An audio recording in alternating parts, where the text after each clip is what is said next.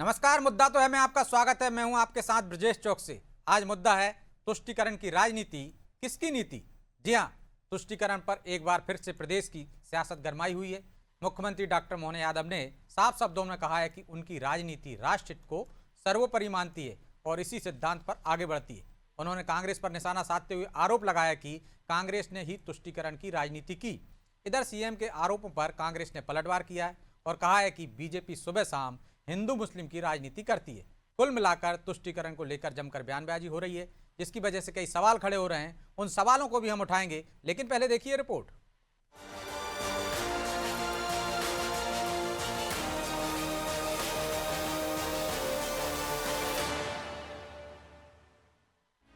देश की सियासत में एक बार फिर विचारधारा बनाम तुष्टीकरण का मुद्दा गर्मा गया है। पंडित दीनदयाल उपाध्याय प्रशिक्षण महाअभियान के समापन मंच से सीएम डॉक्टर मोहन यादव ने दो टूक कहा, राष्ट्र पहले है और हमारी राजनीति उसी संकल्प के साथ आगे बढ़ती है। इसके साथ ही कांग्रेस पर सीधा हमला बोलते हुए उन्होंने आरोप लगाया कि देश में लंबे समय तक वोट बैंक की राजनीति ने फैसलों को प्रभावित किया, जहां समाज को जोड़ने के बजाय बांटने की प्रवृत्ति हावी रही। सीएम ने साफ कहा कि कांग्रेस ने हमेशा तुष्टीकरण की राजनीति की। और हमने देखा हमारे राष्ट्रीय अध्यक्ष जी हमारे दल के नहीं थे, वो तो बंगाल के अपने भारत सरकार के मंत्री भी थे, लेकिन मंत्री होने के बाद भी उन्होंने दो बार उनकी बड़ी भूमिका अदा की। एक बड़ी भूमिका अदा की, अंग्रेजों ने बंग भंग किया, बंगाल का विभाजन हिंदू मुस्लिम के आधार पर किया, तो उन्होंने उसका भी विरोध उस समय किया। और दूसरा, आजादी के बाद नेहरू जी के मंत्रिमंडल में बने और देखा कि धारा 370 कश्मीर में लगाने की बात आई कि नेहरू जी आप गलत कर रहे हो, ये धारा 370 आगे जाकर पूरे देश में देश विभाजन का काम करेगी। कांग्रेस अक्सर बीजेपी पर हिंदू मुस्लिम की राजनीति करने का आरोप लगाती है, लेकिन इतिहास में कांग्रेस नेताओं के बयान या फैसले को अक्सर बीजेपी तुष्टीकरण की राजनीति से जोड़ती है और आरोप लगाती है कि पूर्व प्रधानमंत्री मनमोहन सिंह ने 2006 में कहा था कि देश की संपत्ति पर पहला हक मुसलमान का है। तो शाहबानो केस में तत्कालीन राजीव गांधी सरकार पर अक्सर मुस्लिम कट्टरपंथियों के दबाव में आकर सर्वोच्च न्यायालय के प्रगतिशील फैसले को पलटने का भी आरोप लगाया जाता है। खैर, सीएम के बयान पर कांग्रेस ने भी पलटवार किया है। मतलब जिसे हम कहें कि शायद ये बड़ा कोई राजनीतिक चुटकुला होगा, वो किसी और मूड में रहे होंगे जब उन्होंने इस तरीके की बात की कि कांग्रेस नहीं, बीजेपी हिंदू मुस्लिम बिल्कुल नहीं करती है। सारे लोग जानते हैं, जिसके आंख नहीं है वो भी देख पा रहा है, जिसके कान नहीं है वो भी सुन सकता है कि हिंदू मुस्लिम करने का जो ठेका है वो किस पार्टी के पास में है। और सुबह 7 बजे से उठ के जो उनके लोग, आरएसएस वाले लोग गांव-गांव गली-गली घूमते हैं, कॉलोनियों मोहल्लों में सब बातें करते हैं, वो किस विषय पर बात करते हैं? सिर्फ और सिर्फ एक ही एजेंडा है, वो है हिंदू और मुसलमान करना। इसके अलावा कोई काम ही नहीं है। दूसरा, जो सरकार बनी है वो भी हिंदू मुस्लिम करके ही बनी है, जो डर बैठाया है इस देश में वो भी हिंदू मुस्लिम करके बैठाया है। अब सियासत के इस घमासान में मुद्दा साफ है। एक तरफ तुष्टीकरण के आरोप, दूसरी तरफ समान विकास का दावा, और इस टकराव के बीच सबसे अहम सवाल यही, क्या देश की राजनीति अब भी पहचान के आधार पर चलेगी या फिर विकास की धुरी पर आगे बढ़ेगी? और हिंदू मुस्लिम की राजनीति को गढ़ने वाला आखिर कौन है और किस दल ने इसके सहारे सियासी रोटियां सेकी? ब्यूरो रिपोर्ट, अनादि टीवी।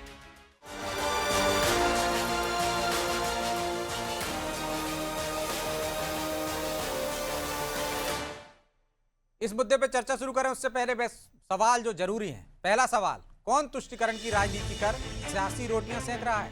दूसरा सवाल, बीजेपी और कांग्रेस एक दूसरे पर हिंदू मुस्लिम की राजनीति के आरोप क्यों लगा रहे हैं? तीसरा सवाल, तुष्टीकरण को लेकर शुरू हुई इस जंग के क्या मायने हैं? चलिए इन सवालों के साथ इस मुद्दे पर चर्चा शुरू करते हैं। और चर्चा में हमारे साथ मौजूद हैं बीजेपी प्रवक्ता निशांत बिसेन, कांग्रेस नेता वीरेंद्र द्विवेदी और वरिष्ठ पत्रकार सुरेश शर्मा।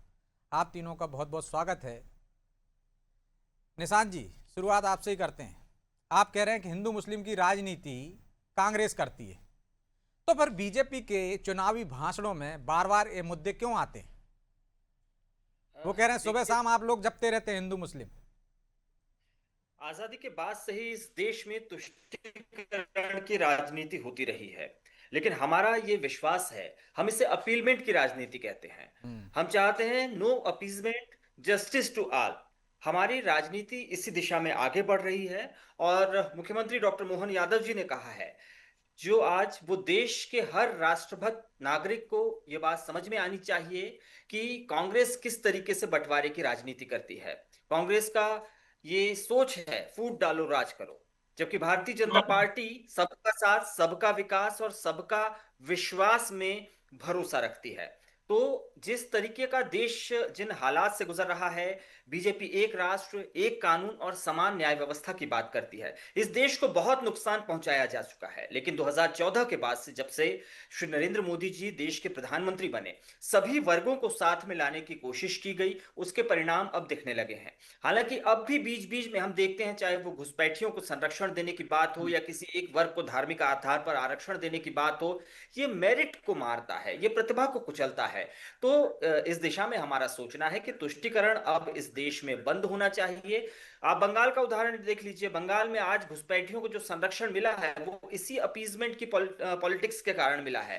और हमारा ये संकल्प है भारतीय जनता पार्टी का कि इस तुष्टीकरण की राजनीति को लेकिन देश निशान जी, फिर करना आपके है। चुनावी भाषणों में 80-20 क्यों आता है?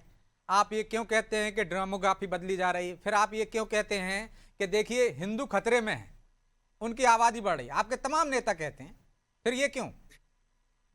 देश में सबको साथ लेकर राजनीति करने की शुरुआत भारतीय जनता पार्टी ने ही की है।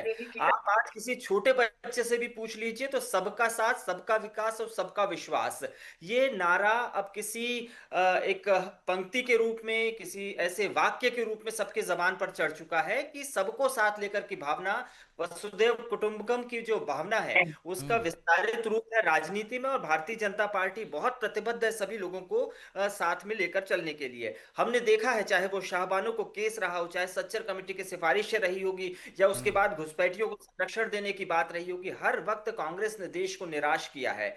लेकिन अल्पसंख्यकों को का पहला अधिकार बताना भी बीजेपी की तरफ से ही शुरू किया गया था। तो भारतीय जनता पार्टी बहुत सूझबूझ के साथ पिछले 10 वर्षों में सभी को, देश के सभी वर्गों को, चाहे वो निचला वर्ग हो, एक ताकतवर वर्ग हो, सभी को एक साथ एक प्लेटफॉर्म पर लाकर देश के विकास में सबकी मदद लेना चाहती है। ठीक है, तो वीरेन जी वो कह रहे हैं कि साहबानों वाला मामला हो या तत्कालीन प्रधानमंत्री मनमोहन सिंह का वो बयान हो जिसमें उन्होंने कहा था कि सरकारी संसाधनों पर पहला हक अल्पसंख्यकों का है, तो ये तुष्टीकरण नहीं है तो फिर क्या है?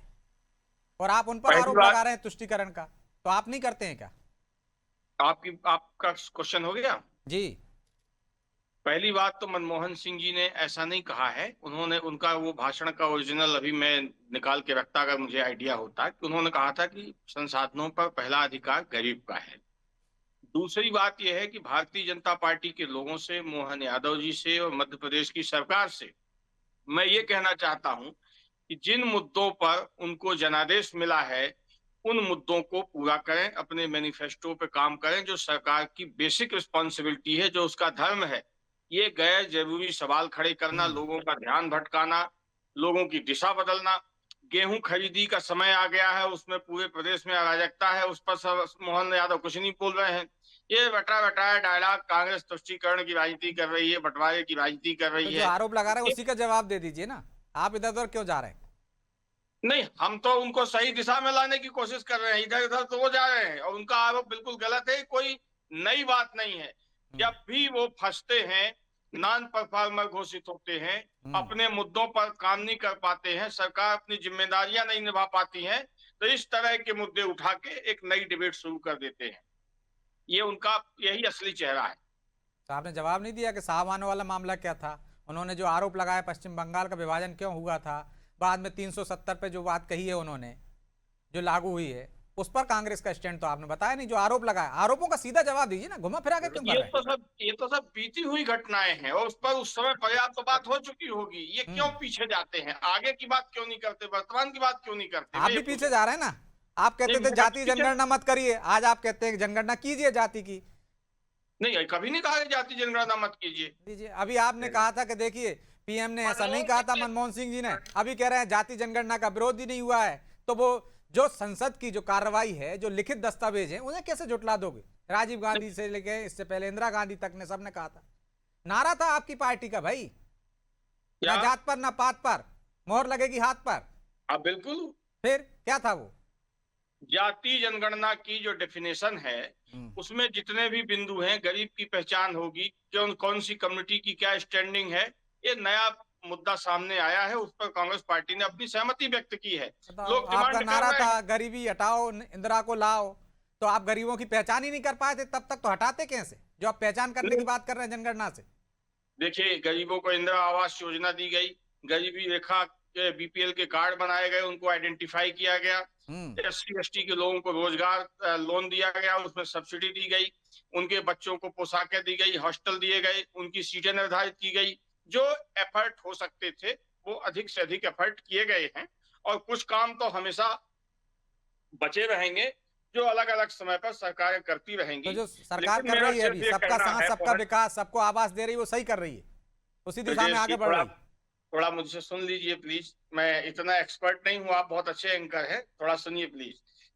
तो मैं ये कह रहा हूँ कि सरकार मूल बातों पे नहीं आ रही है, इधर उधर का एक शिगुफा छोड़ के उस पर डिबेट चालू हो जाती है। आप रिपीट और आप रिपीट कर रहे हो, आपको पता नहीं है कि डिबेट हमने कर देते हैं। किसानों पे भी कर ली और 6:30 बजे भी करेंगे। आप चिंता मत जी। करो, अलग अलग मुद्दे रहते हैं, आप चाहते हो कि 24 घंटे वही करते रहें, तो ऐसा होता नहीं है। लेकिन मैं आऊंगा आपके पास।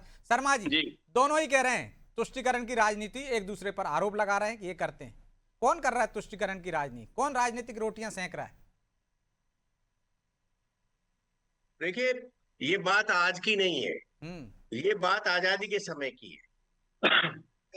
जब जो है मुस्लिम समाज को पाकिस्तान दे दिया गया और मुस्लिम समाज के लिए पर्सनल लॉ बोर्ड का, जो वक्फ बोर्ड का गठन, पर्सनल नहीं, वक्फ बोर्ड का गठन कर दिया, तो आपको एक हिंदू बोर्ड का भी गठन करना चाहिए था।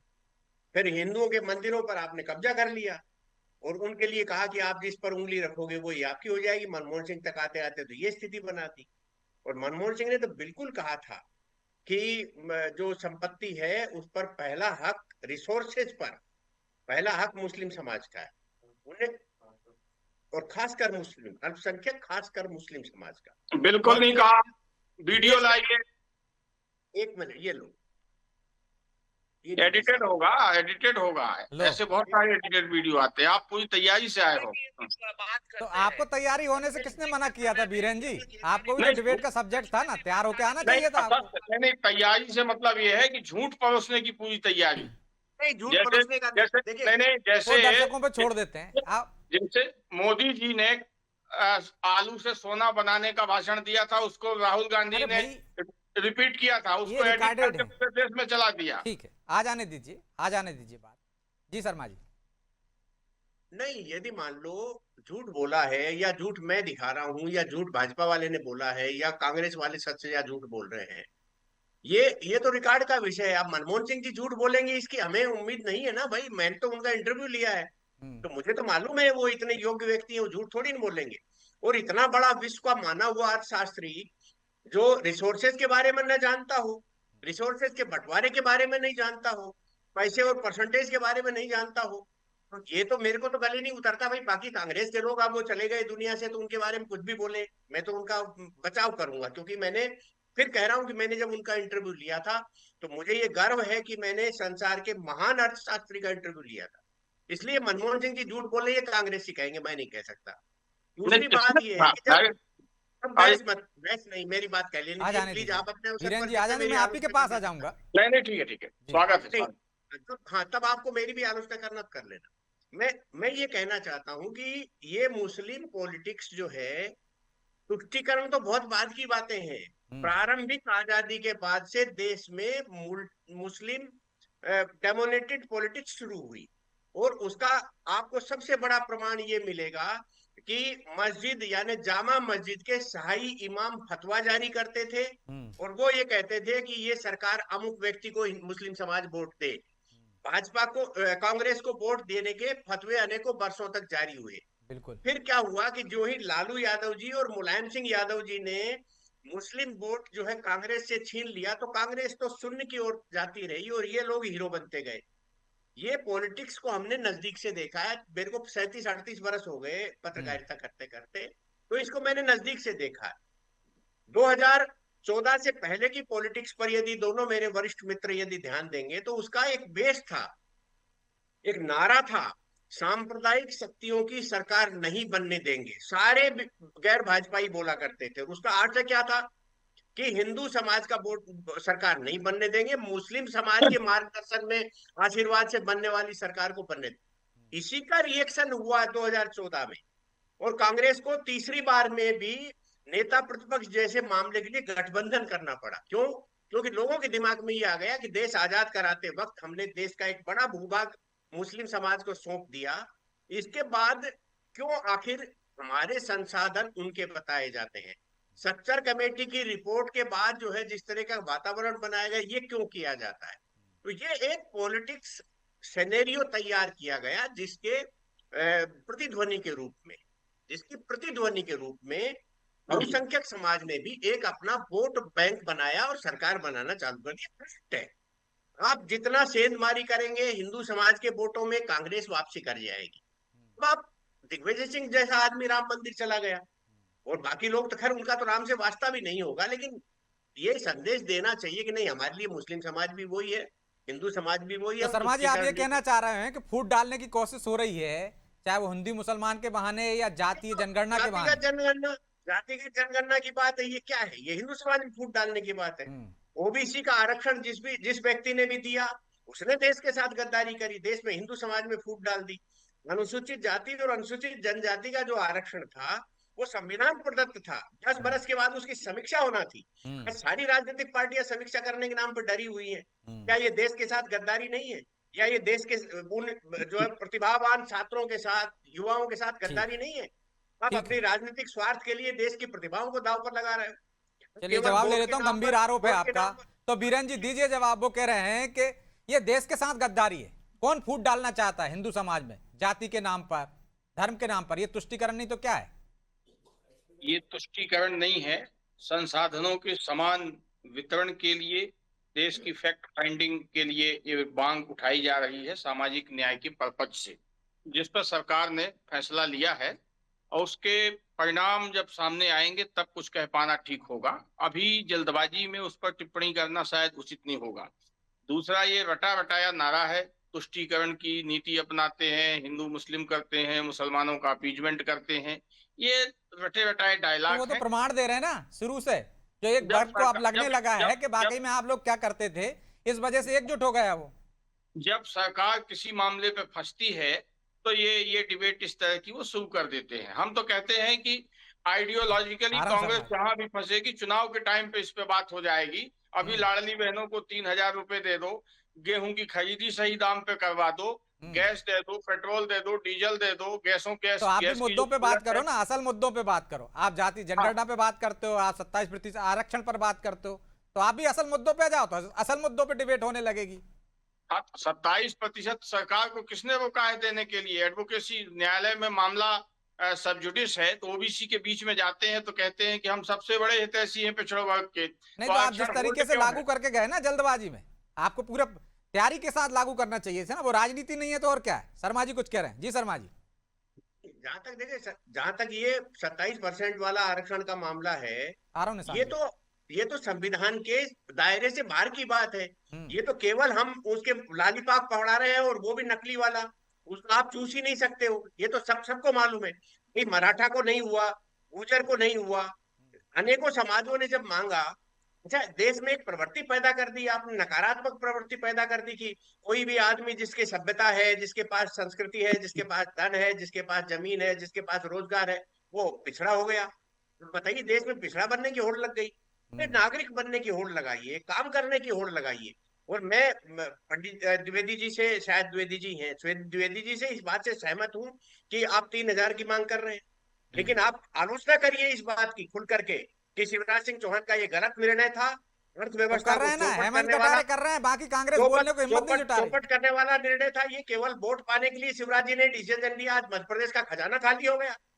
दूसरी योजनाओं के लिए पैसे नहीं है, आप पैसे बांटने जा रहे हो, कहां से लाओगे ये पैसे आप? हेमंत कटारे विरोध कर रहे हैं, कांग्रेस उनके साथ नहीं है। ब्रजेश जी, समान अधिकार जो है केवल जनसंख्या के आधार पर नहीं है। टैक्स देने वाले आदमी का पैसा सरकार चलाने के लिए दे रहा है वो टैक्स देने वाला पैसा, आप उसको जातियों के आधार पर बांटने की बात सोच रहे हैं। ठीक है, इसका जवाब ले लेंगे कौन सा बीरेंद्र जी तरीका से। होगा? निशान जी भी कुछ चार बोल रहे आना हैं। निशान टैक्स जी, नहीं भरता और हिस्सेदारी मांगने खड़ा हो जाता है, आपकी कैसे बात हो जाएगा? जाए तो फिर मैं दोनों सवाल लेके चला जाऊंगा। थोड़ा भाजपा के प्रवक्ता जी को भी टाइम दे दीजिए। ये धन्यवाद, विशेषज्ञ आपको दे दिया हमने। अब तक तो आरोप आप ही लोग लगाते हो, ज्यादा टाइम उनको दे देते हैं। नहीं दे दो। लगता है आपके पास कुछ है नहीं बोलने के लिए। नहीं उनका ये सारा टाइम हमारे शर्मा जी ले रहे हैं, तो नहीं कोई शर्मा जी सवाल नहीं ले अगर रहे। आपका हो तो कोई आपका जी सवाल जी हो तो निशान आप जी, पूछ लीजिए। कोई सवाल अगर आपका हो तो पूछ लीजिए। निशान जी, सवाल ब्रजेश जी करेंगे। निशान जी, सीधे सीधे शर्मा जी कह रहे हैं कि गलत निर्णय था बहनों वाला भी, इसकी आलोचना होनी चाहिए। लेकिन मैं मूल मुद्दे पर आऊंगा। तुष्टीकरण की राजनीति तो आप भी कर रहे हैं, तो क्या आप राजनीतिक रोटियां नहीं सेक रहे हैं?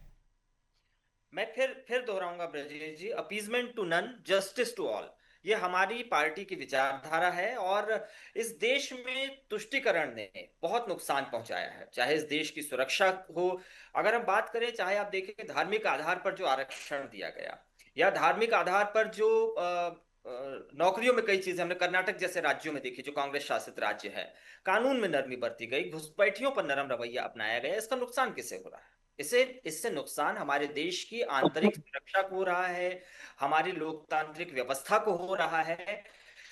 यही वजह है कि माननीय नरेंद्र मोदी जी सबका साथ, सबका विकास और सबका विश्वास लेकिन का नारा निशान जी, लेकर वही मोदी जी कहते थे, हमारी जो डबल इंजन की सरकारें हैं, चाहे केंद्र की सरकार हो चाहे मध्य प्रदेश की सरकार भाई हो, मोदी जी हम सभी को मुफ्तखोरी का लेकर विरोध करते अगर थे। आप मध्य भाई प्रदेश अब की बात तमाम करें, राज्यों में लागू करते जा रहे हैं। रेवड़ी कल्चर के खिलाफ थे वो। हम सामाजिक न्याय की बात करने वाले हैं। आप मध्य पूरे प्रदेश देश की की अगर बात सुविधाएं, करें तो पूरे देश की सुविधाएं आप छीन ली मोदी जी ने। हम्म, आरक्षण जो मिलता था पत्रकारों को वो छीन लिया, बुजुर्गों को मिलता था जो है उनका छीन लिया। अब आप कह रहे हो कि वो जो है सुविधाएं दे रहे हैं, किसको सुविधाएं दे रहे हैं? सर मैं विधायकों इसमें सांसदों को। चाहूंगा, मैं अडानी और जोड़ना अंबानी, चाहूंगा, इस अडानी वक्त अंबानी हमारे का आरोप कांग्रेस लगाती तो कई बार लगता है। हमने कभी बैठ करके भाजपा वालों ने ठीक, कभी किराने की दुकान पर जाकर के देखा कि जो अडानी का तेल है वो तेल 960 मिलीग्राम होता सर था, मुझे लग रहा है वो हम 750 ठीक है। मिलीग्राम हो मैं गया। मैं और शर्मा आप जी बात दूसरी कहते तरफ हैं चले जाएंगे हम। अपीलमेंट, इस पर मैं किसी बात और दिन अपना चर्चा फायदा कर लेंगे, लेके जवाब चला नहीं आ जाता। पाएगा। ठीक है निशान जी। मैं बात तुष्टीकरण पर ही करना चाह रहा हूं, जिस विषय को हम आज लेकर बैठे हैं, लेकिन बहुत सारे इसमें विषयांतर हो रहा है। बीजेपी ने सीए खत्म किया, बीजेपी ने धारा 370 हटाई, बीजेपी ने यूसीसी की दिशा में कदम उठाए। हाल ही में मध्य प्रदेश में बीजेपी की सरकार ने हमारे डॉक्टर मोहन यादव जी के नेतृत्व में नक्सलवाद को खत्म किया। तो हम एक ऐसे मध्य प्रदेश की ओर आगे बढ़ रहे हैं, एक ऐसे राष्ट्र की ओर आगे बढ़ रहे हैं। हमारा अंतिम लक्ष्य क्या है? हमारा अंतिम लक्ष्य 2047 में विकसित भारत बनाना और इसी के साथ विकसित और समृद्ध मध्य प्रदेश बनाना। तो ये कैसे संपन्न होगा? ये समाज के सभी वर्गों को, सभी तबकों को साथ लेकर चलने से होगा। आप तुष्टीकरण की नीति से, तुष्टीकरण के नजरिए से अगर देखेंगे तो ये संभव नहीं हो पाएगा। ठीक है, जवाब नहीं आ पाएगा। फिर बीरेन्द्र जी से जवाब ले बदल रही। निशान जी, बीरेन्द्र जी वो तो कह रहे हैं सबका साथ सबका विकास हमारा मूल मंत्र है और उस पर हम काम कर रहे हैं, तुष्टीकरण नहीं कर रहे हैं। हिंदू मुस्लिम सिख ईसाई आपस में है भाई भाई, ये नारा किसका है? आप लोग बताइए। अभी तो मैंने 2 नारे गिनाए थे आपको, उनसे पलट गए थे आप। भाई तो अच्छा अच्छा गप गप, कड़वा कड़वा थू थू। और दूसरा ये है कि ये 2047 तक सत्ता में बने रहने के लिए एक सपना लेकर चल रहे हैं, जो कि अब साकार होने वाला नहीं है। लोग हकीकत जान चुके हैं। 28 में इनकी छुट्टी होगी मध्य प्रदेश से और 29 में छुट्टी होगी पूरे देश से। इनका बोरिया बिस्तर बनना तय है। आपके चाहने से नहीं होगा सर, आपके चाहने से नहीं होगा। अरे देश जनता के चाहने से होगा, जनता तैयार बैठी है, वो डिबेट से भी डिसाइड नहीं होगा। और क्या चाह रही है? जिन देखिए, जिन जिन जिन मुद्दों पर, जिन 2019 में जोरदार मेजॉरिटी से आए, किसी भी राजनीतिक दल को जिन मुद्दों पर जनादेश मिलता है, में आए। मध्य प्रदेश में भी हम पिछले 20 वर्षों से लगातार जनता की सेवा कर रहे हैं और जनता हमें लगातार मौका दे रही है। वो क्यों दे रही है? क्योंकि हम तुष्टीकरण की राजनीति नहीं करते। हम मध्य प्रदेश की सरकार, डबल इंजन, मध्य प्रदेश की जो जनता है वो डबल इंजन सरकार के कामकाज में विश्वास रखती है। वो देख रही है कि किस नीति और नियत के साथ डॉक्टर मोहन यादव की सरकार काम कर रही है, चाहे वो किसानों के लिए हो, चाहे महिलाओं के लिए हो, हमारी लाडली बहनों के लिए हो, रोजगार की दिशा में हो, बहुत सारे। अगर आप उन चीजों को नहीं देख पा रहे हैं तो ये आपकी समस्या है। लेकिन अगर आप इस तरीके से आगे बढ़ेंगे तो, अभी तो आप विपक्ष में बैठे हैं, मुझे लगता है आने वाले समय में जनता आपको विपक्ष में बैठने लायक भी नहीं रहने देगी। चलिए, सरकारी पैसे से वोट खरीदा गया अपने दल के लिए, वो बिहार में भी हुआ, मध्य प्रदेश में भी हुआ। तो ये अंतहीन डिबेट है, लेकिन फिलहाल इंतजार करिए, जनता पर छोड़िए। और हम तो चाहते हैं कि आप सबका साथ, सबका विकास करें, सही दिशा में चलें। तो सही मीडिया दिशा में चल अपना रहे सवाल उठाए। हैं, इसी की तारीफ कर दीजिए। नहीं नहीं सही दिशा में चल रहे हैं, आप तारीफ कर रहे हैं मतलब। नहीं, तारीफ नहीं कर रहे हैं। मीडिया सवाल खड़े करे, सरकार उन मुद्दों पर काम करे विपक्ष जिन क्या मुद्दों करे? पर चल के आई है, और विपक्ष विपक्ष सिर्फ के सवाल लोग खड़े सवाल ना खड़ा करे, करें। विपक्ष ये उम्मीद बना के लोकतंत्र बैठे की कि हमें मजबूती सत्ता है। मिल जाए बिना मेहनत किए। लेकिन समय की बाध्यता है, इसलिए चर्चा को यहीं विराम देना होगा। आप तीनों का बहुत बहुत धन्यवाद। बहुत बहुत तो अब तुष्टीकरण भी एक राजनीतिक नैरेटिव हो गया है। क्या जनता भी इसको बढ़ावा देती है? तुष्टीकरण क्यों? कौन हिंदू मुस्लिम करता है? सबका साथ सबका विकास क्या सिर्फ एक नारा है? इस पर विचार करने की जरूरत है। और जनता ज़्यादा समझदार है, वो जानती है कौन तुष्टीकरण कर रहा है, कौन नहीं कर रहा है, इसी आधार पर अपना निर्णय लेती है। बहरहाल मुद्दा तो है में इतना ही। मुझे दीजिए इजाज़त और आप देखते रहिए अनाजी टीवी। नमस्कार।